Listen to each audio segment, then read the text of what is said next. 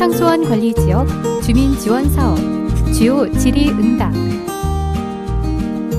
관리청별로 사업비가 형평성 있게 배분되고 있나요? 사업비 배분은 금강수계법 시행령 제22조 및 같은 법 시행규칙 제35조에 따라 이루어지고 있으며 일반 지원 사업비 중 50%에 해당하는 금액은 상수원 관리지역별 토지 면적과 행위 제한에 따른 가중치를 고려하고 나머지 50%는 주민 지원 사업 대상자 한 명당 지원 정도를 고려하여 각 규제지역별 배분액을 산정하고 있습니다. 그리고 각 지역별 배분액이 산정되면 정해진 계산식에 의해 각 관리청별로 해당 면적과 대상자 수 비중에 따라 배분됩니다. 수계관리기금 규모가 늘어난 만큼 주민지원 사업비도 늘어야 하는 것 아닌가요? 사업비는 기금 규모, 물가 상승률, 규제지역 면적 및 주민지원 대상자 증가율, 상하류 지자체 간 협의, 그리고 전년도 집행률 등을 고려한 기획재정부 및 국회 심의 조정에 따라 확정됩니다.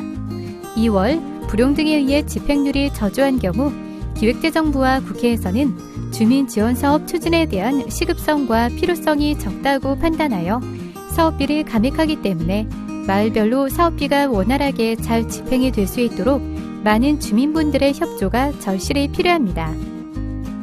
또한 2020년도 주민지원사업비는 금강수계관리위원회의 꾸준한 사업비 증액에 대한 노력으로 총 사업비 202억 원을 확보하였으며 전년 대비 16억 원 증액하였습니다. 수계별 기금 규모 대비 주민지원 사업비의 비율은 2020년도 기준으로 한강 11.3%, 낙동강 8.9%, 영산강 13%이며 금강수계는 13.7% 가장 높은 비율을 차지하고 있습니다. 건축물을 신축하는 경우 직접 지원 대상자의 재산으로 인정되나요?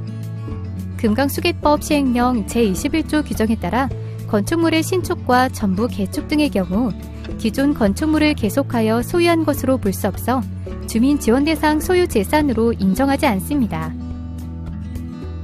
건축물을 일부 중개축하는 경우 직접 지원 대상자의 재산으로 인정되나요? 건축법 제2조 및 같은 법 시행령 제2조에 따라 기존 건축물이 있는 대지에서 증축하는 경우와 기존 건축물의 일부를 개축하는 경우는 기존 건축물이 계속 존치되는 것으로 보아 직접 지원사업 대상자로 인정이 가능하나 재산금액 산정 시 증개축에 따른 건축물 가액 증가분은 제외되며 기존 건축물을 전부 개축하는 경우는 새로운 건축물을 축조한 것으로 보아 직접 지원사업 대상자에서 제외됩니다. 건축물을 철거 후 재건축하는 경우 직접 지원 대상자의 재산으로 인정되나요? 직접 지원 사업 대상자의 요건을 토지 등의 단순 소유가 아닌 계속 소유로 하고 있는 입법 취지 등을 고려하여 엄격한 해석이 필요합니다. 따라서 직접 지원 사업은 토지, 건축물 등의 행위 제한에 따른 불편 등을 고려해 가구를 직접 지원하는 성격으로 동일 지역에서 건축물을 철거 후 새로 신축하는 것은 소유자의 행위를 제한하는 것이 아니며 기존 건축물을 계속하여 소유한 것으로 볼 수 없습니다. 재해로 무너진 건축물을 다시 세운 경우 직접 지원 대상자의 재산으로 인정되나요? 건축물이 천재지변이나 그 밖의 재해로 멸실된 경우 그 대지에 종전과 같은 규모의 범위에서 재축한 경우는 주민지원사업 대상자로 인정하는 것이 바람직하다고 판단됩니다. 다만 주민지원비 산정 시 재축으로 인한 건축물 가액 증가분은 제외됩니다. 직접 지원 대상자의 자격 조건인 실거주 인정 기준은 무엇인가요?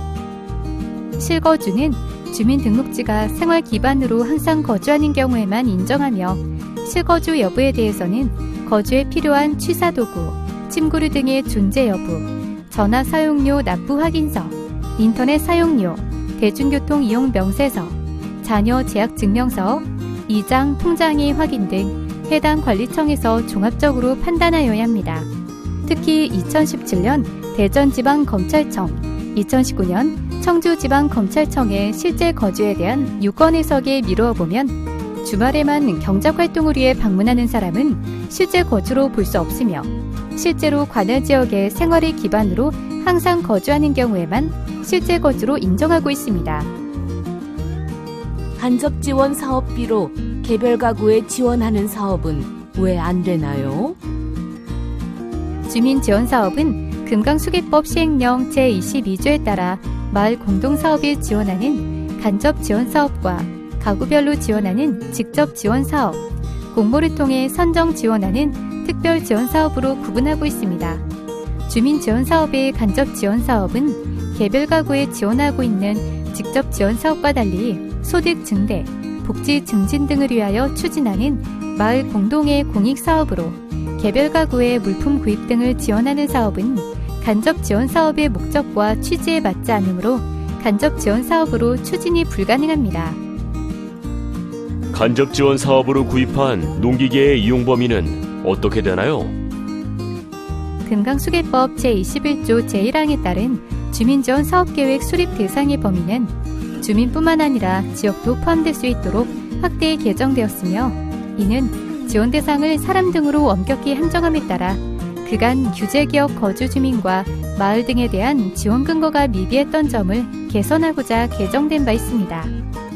간접지원 사업은 규제지역 주민 전체의 복리 증진을 위한 공익적 성격의 사업을 의미하므로 주민지원 대상자가 거주하는 마을의 모든 주민이 간접지원 사업의 지원 대상입니다. 따라서 간접지원 사업으로 구입한 농기계는 해당 마을에 거주하는 모든 주민이 이용할 수 있도록 해야 합니다. 타 사업비를 합하여 취득한 부동산도 부기 등기를 해야 하나요?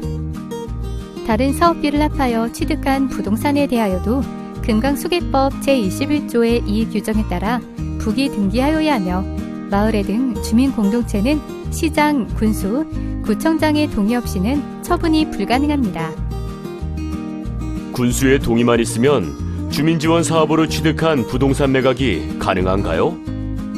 금강수계법 제21조의 2에 따라 주민지원 사업으로 취득한 부동산에 대하여는 군수의 동의 없이는 해당 부동산을 양도할 수 없습니다.